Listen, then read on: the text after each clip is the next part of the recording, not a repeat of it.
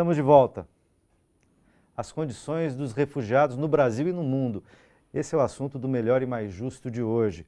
Para essa conversa estão aqui comigo Massar Sá, secretário-geral da Associação Senegalesa de São Paulo, e José Blane Sala, professor adjunto e membro permanente do Programa de Pós-Graduação em Ciências Humanas e Sociais da Universidade Federal do ABC.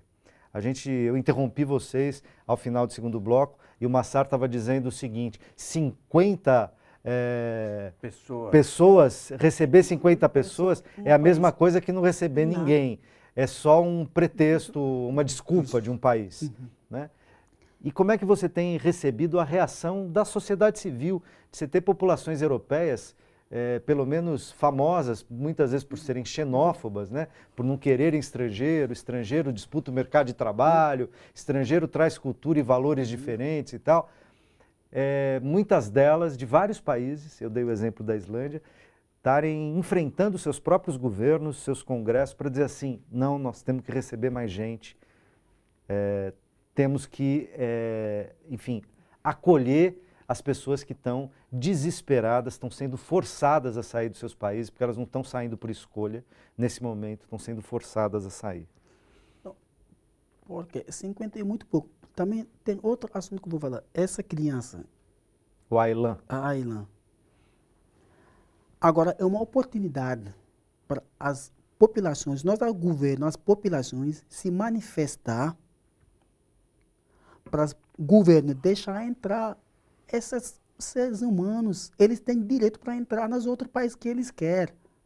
Não precisa falar, esse país vai receber 50. Agora, só outra pergunta. As Nações Unidas, o que ele está falando? Nada. Agora, quando está acontecendo uma outra coisa lá, vamos falar, vamos mandar militar para lá. Eles levantam as vozes, cada um levanta para falar. Nesse assunto, eles não estão querendo falar nada. Por que eles não mandam esses países para receber? Cada um, mais de 1 milhão, porque a Europa está precisando do menor para trabalhar. Eles estão precisando. A população está querendo. Agora, para mim, o governo não tem nada para falar, porque a população que manda o governo que elege o governo para trabalhar para isso. Agora, a população está precisando, eu acho que tem que liberar as pessoas para entrar. Ou deveria, né, pelo menos. Blanes, como é que você lê isso? A situação política é sempre delicada, né? A negociação política, tanto para essas questões ainda mais delicadas, né? Porque para as questões militares, isso que o Massaro dizia, né? Para as questões de agressão, de guerra, de violência, você tem um Conselho de Segurança da ONU, os caras discutem guerra, gastam bilhões dos seus orçamentos e tal. Para as questões humanitárias, a prioridade não é a mesma. Né? É possível falar isso? A gente estaria sendo injusto, de certa maneira, pelo menos com a ONU, né? Que a ONU também joga um papel, digamos, formal. A situação da ONU não é fácil, Luiz. A ONU tem se prestado a ser mediadora nesses conflitos humanitários com muita frequência. Só que a ONU não tem, digamos assim, a soberania que tem um Estado e não tem o recurso que tem um Estado. A ONU, não toma as decisões por um Estado. Né? A ONU é uma associação de Estados. Então, a ONU chama a atenção para os problemas e busca sinergias para resolver esses problemas. Eu tenho a impressão que a ONU tem pressionado a União Europeia.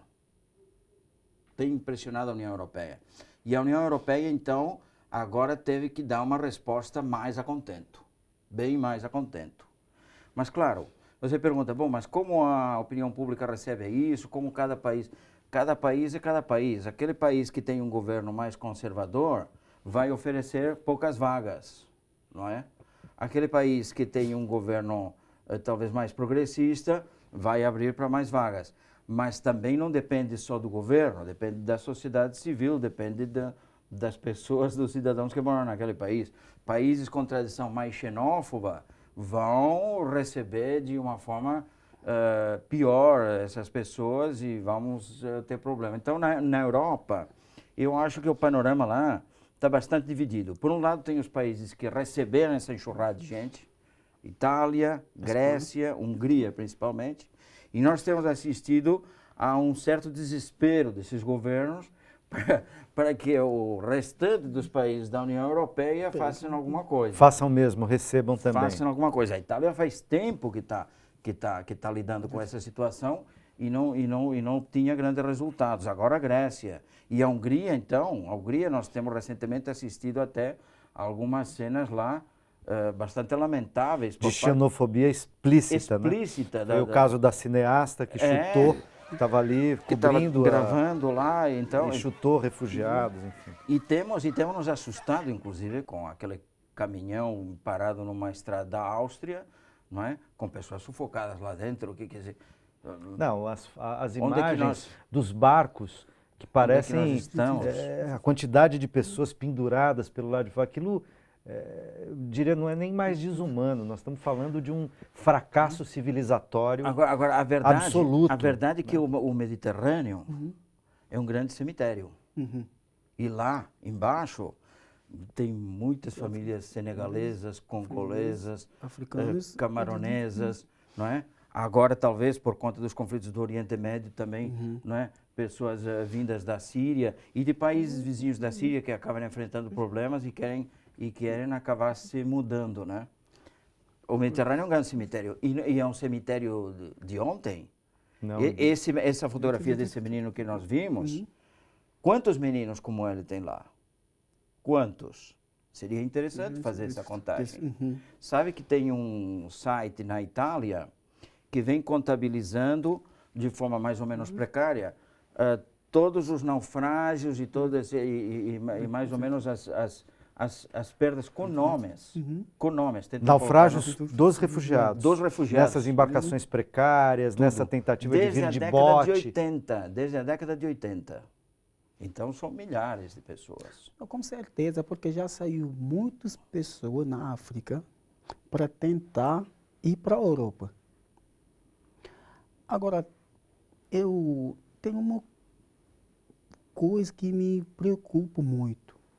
Porque os grandes países que estão mandando no mundo, eles estão fazendo muitas armas, Sim. tem muitas tecnologias, até sabe, como falar, controlar o mundo. Mas por que eles não tentam? Eles tentam resolver esses problemas para o mundo ter paz. Porque se o mundo ter paz, essas coisas nunca vão acontecer. A gente tenta se viver numa área, como por exemplo, somos irmãos, para tentar sensibilizar o mundo sobre esses problemas. Mas tem outro lado, uma lobby que está controlando o mundo e que está deixando o mundo desse jeito. Eu acho que o mundo tem que se acordar para a gente tentar tirar essas coisas do conflito, do briga, porque duas pessoas, um no outro lado, manda outro para tentar matar mais de 50 milhões de pessoas. Eu não estou entendendo o que está na cabeça das pessoas.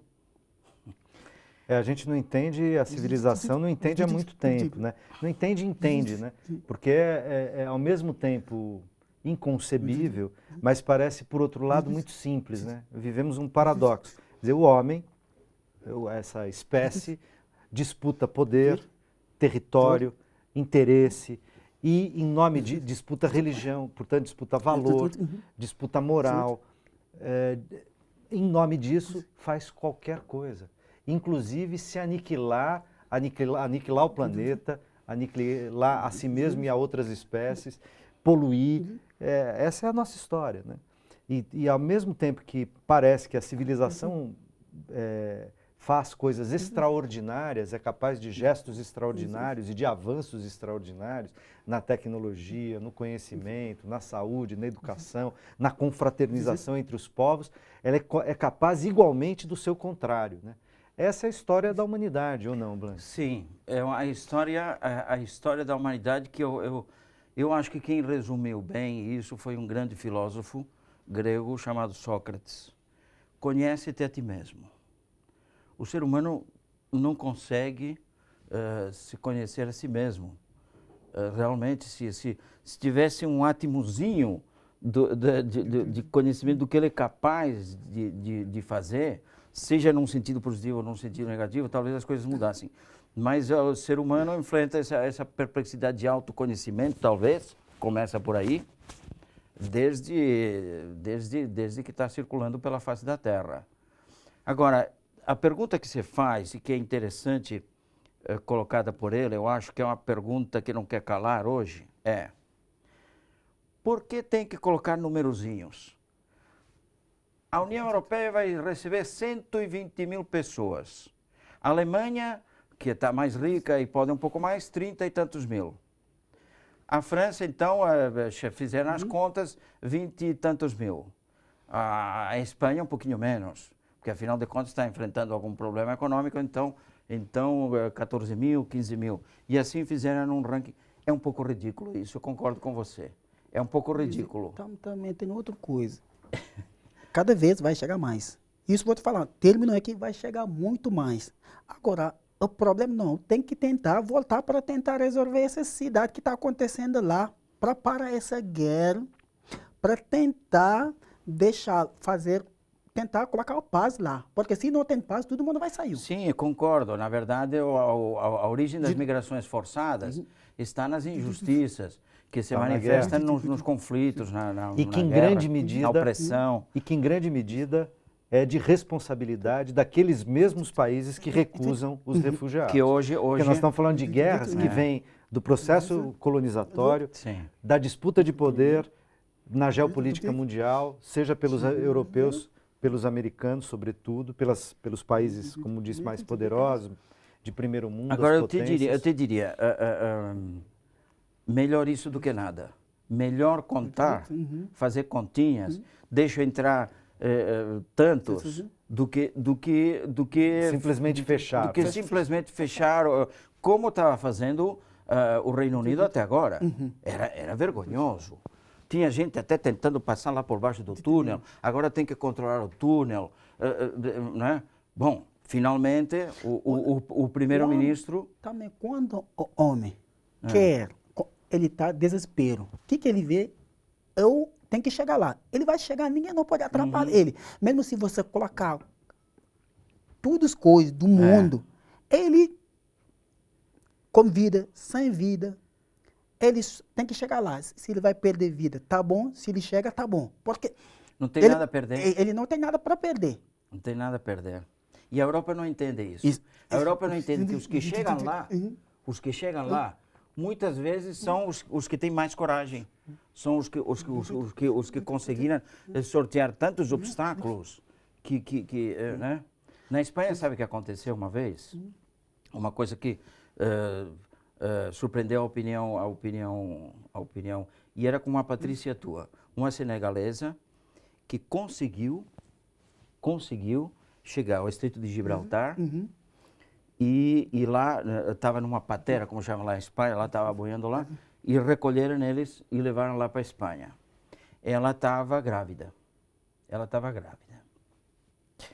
E então eles acharam na patera e tal, e colocaram naquele grupinho no que eles chamam centro de acolhimento.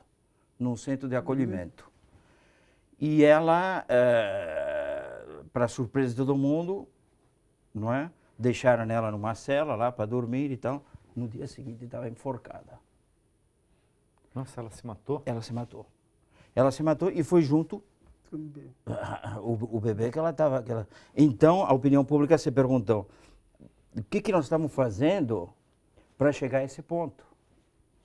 Não é? Certamente era uma mãe que tentava oferecer algo melhor para o seu filho. Se ela não conseguiu oferecer algo melhor, então a vida não vale a pena. Eu agradeço muitíssimo a presença de vocês. Nosso tempo está acabando, infelizmente, mas a TVT mantém o compromisso de continuar esse debate. Já fizemos mais de um programa sobre a questão da imigração, dos refugiados. Quero agradecer muitíssimo o Massá, o Blanes, e dizer que essa conversa aqui na TVT está só começando, porque no Brasil a gente tem que, embora o Brasil tenha acolhido e aberto suas portas, a gente tem que melhorar muito nossas políticas públicas, temos muitos passos a dar para transformar essa situação numa situação digna e cidadã, de fato democrática. E agradeço também a você que nos acompanhou até aqui. Para encerrar, eu vou ler a crônica que o jornalista José Mumbelli Júnior, chefe de reportagem do Departamento de Jornalismo da TVT, fez especialmente para esse Melhor e Mais Justo. Abre aspas. É o que eu gostaria que aquele menino ouvisse de mim. Nem teve tempo de saber que seu país já quase não existe mais. Nem mesmo teve tempo de imaginar o que seria seu novo mundo. A inocência lhe foi negada pela guerra. A consciência de que a morte é parte da vida não lhe foi permitida. Sim, há vários erros enormes nesse episódio. Há vários erros enormes aqui. Quando a incompreensão de que é monstruoso deixar que pais e mães enfrentem o mar com suas crianças, a fronteira do horror já foi ultrapassada. Não há então mais sobre o que raciocinar. A dor de ver o corpo morto de um menino tem que ser suplantada pela vergonha de permitir que tal barbaridade aconteça. Só nos resta encarar as nossas imagens no espelho e chorar aquilo que não podia haver. Chorar até que as lágrimas sequem, até cair de joelhos e pedir perdão a quem não pode mais nos ouvir. Fecha aspas.